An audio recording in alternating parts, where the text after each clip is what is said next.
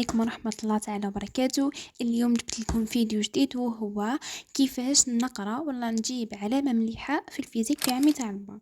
أول حاجة لازم تعرفوا باللي مادة الفيزياء هي ماهيش مادة تاع فهم قد يعني منها 30% حفظ و70% فهم، يعني لازم عليك تحفظ بصح. واش هي الحوايج عليك لازم تحفظهم؟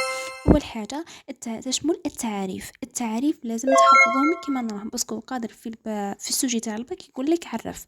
ثاني حاجه هي البروتوكولات التجريبيه، كما شفنا عملنا تاع الباك كاين بزاف بروتوكولات تجريبيه قريناهم. هذوك البروتوكولات التجريبيه قادر يقول لك في سؤال اعطيني بروتوكول تجريبي مثلا للعمليه المعايره. السؤال 3 هي الاسئله النظريه المتكرره، قادر تمد لك اسئله نظريه متكرره مثلا ما هو دور حمض الكبريت. هنا لازم تكون تعرف هذه المعلومه باسكو حتكون قريتها ديجا في الدرس. مثلا كاين يقول لك شروط القمر الجيوب مستقر وهكذا. دوكا نجيو كيف نقراو الدرس تاع الفيزيك تاعنا.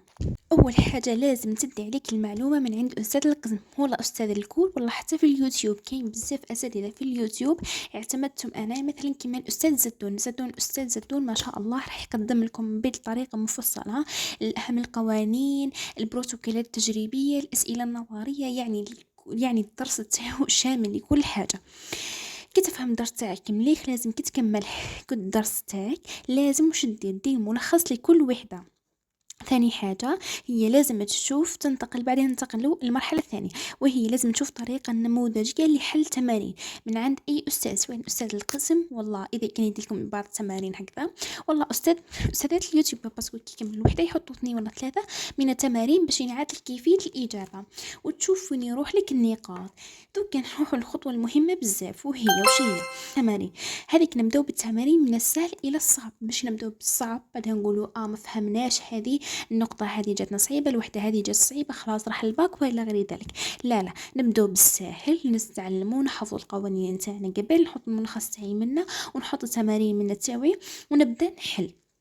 كاين تمارين كيما تمارين شنايس بزاف هايلين تحت تلقى في الكتاب تاعو، كاين 2 كتابات نورمالمون كيما هكا راح تلقاو كميه كبيره من التمارين والافكار، وزيدوا له تمارين عقبه بن نافع ان هادو اعتمدتهم في 2 وجبت العلامه الكامله في الفيزياء. رابع حاجة هي أي فكرة جاتك صعيبة في التمرين تاعك اكتبها في كرة خارجية. مثلا قال أنا هذه تاع المعايرة الكيفية الفكرة هذه ما عرفتش نحلها، كيف راح نحلها؟ تفهم روحك كيما هكذا بالدرجة، لازم ندير كيما هكذا وهكذا وهكذا وهكذا، نقطة نقطة نقطة هكذا لازم تفهم عليك باش نهار ما تراجعها تفهمها، تلم في جميع الأفكار التي صادفتها وما عرفتش تحلها. يعني هذاك الكراس راح يلم جميع الأفكار تاعك، سواء كانت أسئلة نظرية مرت عليك من قبل، سواء كانت فكرة جديدة، سواء كان أي حاجة لازم تلمها في هذاك الكراس، باسكو في ليلة الراد راح تراجع من الملخص تاعك ومن عند هذاك لميت منه الأفكار فقط، مش حتزيد حتى حاجة. أصلا البكالوريا حتكون سمانة بزاف صعيبة عليكم.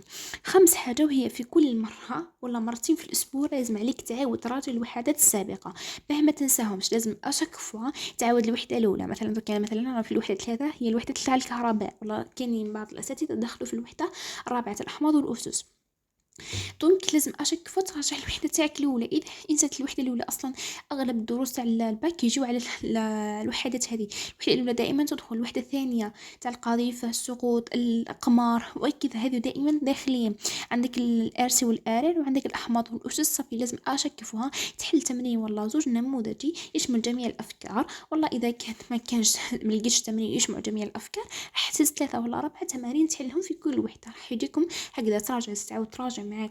لازم تستكثر الملخص نتاعكم.